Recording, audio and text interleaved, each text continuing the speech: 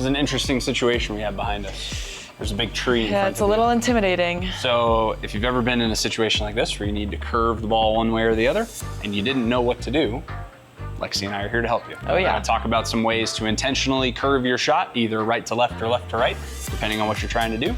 This should help you go a long way to creating those balls that curve around different obstacles and land back in the fairway. So stay tuned.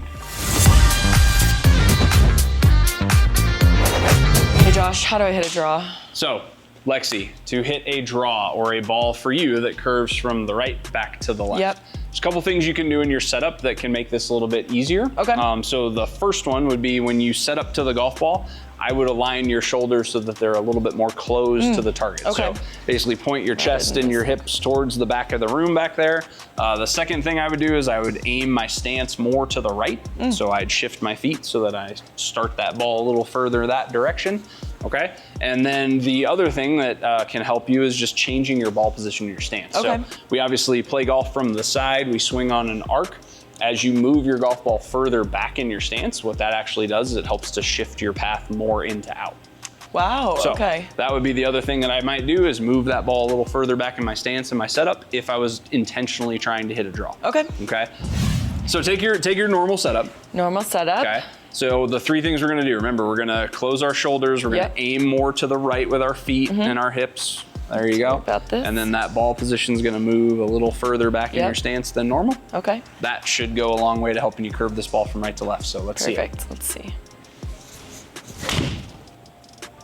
Nice. Look at that. Starts to the right, Wow. curves back to the left. That might be the best draw I've ever done. Now I know you're lying. But that was really good. That was really good. So you can see your club path in to out probably more than you normally are. You're almost like 7.2, so close to 8 degrees. Your face was closed. That ball had a bunch of leftward spin. Wow. So that's perfect. That's exactly what you're trying to do. Very If you find cool. yourself in behind a tree like Lexi is right here, you need to hit that shot. Easy way to do that. Awesome, Now thanks let's Josh. talk about curving it the other way. Okay. So now we need to curve the ball the other way. Yep. So similar situation. Again, this is the beauty of kind of understanding how to move the ball both ways. But let's say we got a tree in front of us and we need to curve this ball from left to right. So we just talked about how to curve it from right to left. And the spoiler alert you here. How do you think we're gonna do the opposite? I'm gonna take a wild guess. I think instead of moving the ball back, we're gonna move it a little forward in our stance. Yep. Open our shoulders a bit and maybe cheat this way so that your back foot is slightly in front of your front foot. Those would be some easy ways in your setup to do it. Okay. Okay. So keep in mind, obviously, as you move the ball either forward or backwards in your stance, that can change the loft of the club. So when you're trying to curve the ball from left to right, you may need to take a club more than you typically would. Okay. Because if you're moving the ball forward, that's going to add loft. That could make it harder to get the ball to go the distance that you want. So just something to keep in mind. If you got to keep something low, like under tree limbs, that's another thing to kind of pay attention to. Okay. Some of the things in like your follow through that you can do to help you if you're trying to curve this ball from left to right. When I'm teaching players to do this, it's minimizing the amount of supination in your arm or the amount of rolling that you have. Okay. That's going to limit how much the club face will close. So keeping your lead arm on top of your trail arm for a little bit longer. Okay. It can keep the face a little bit more open. That's one way to do it.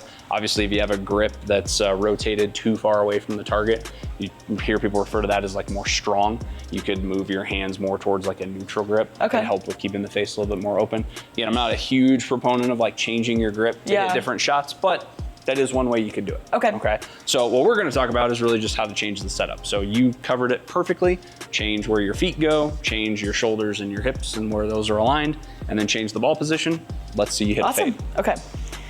So normal stance. Yep. Move it slightly forward. I'm gonna take a step forward. Cool. And open my shoulders more. There you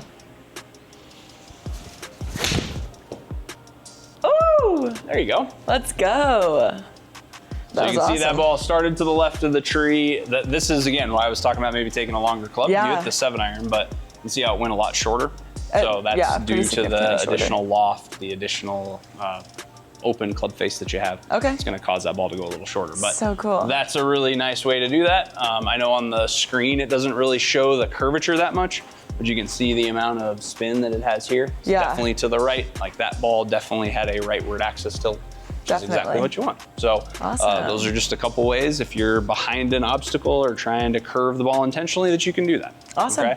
One thing that I would just leave everybody with, the best golfers in the world are typically not trying to curve their shots every single time they hit it.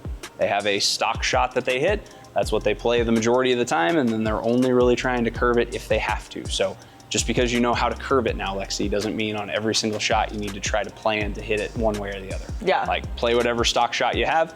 If it's absolutely necessary to curve it, these are some ways to do it. Awesome. Thanks, Josh.